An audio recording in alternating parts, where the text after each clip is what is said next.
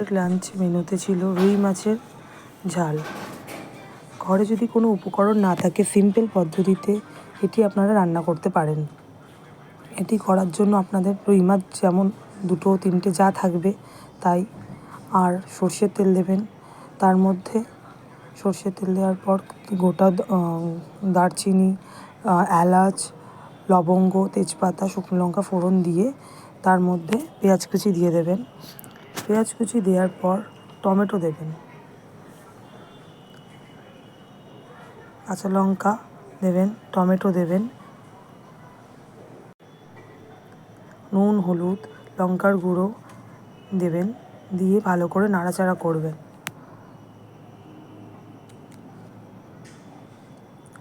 ভালো করে নাড়াচাড়া হয়ে গেলে ভালো করে তারপর টমেটোগুলি দিয়ে দেবেন। টমেটো দেওয়ার পর আরও কিছুক্ষণ ভালো করে মশলাটা কষিয়ে তার মধ্যে আপনি একটু জল দেবেন।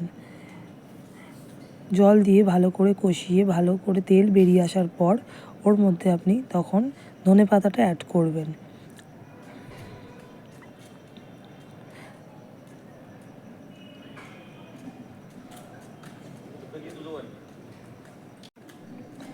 ভালো করে কষা হয়ে এলে, তেল ছাড়লে তার মধ্যে একটু জল অ্যাড করবেন।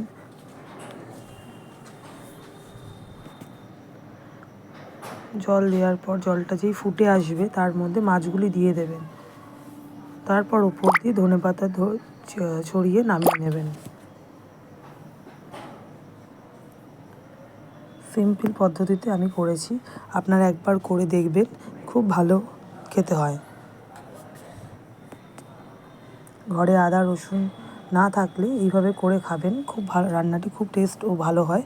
এটা দিয়ে এক ভাত খাওয়া হয়ে যাবে।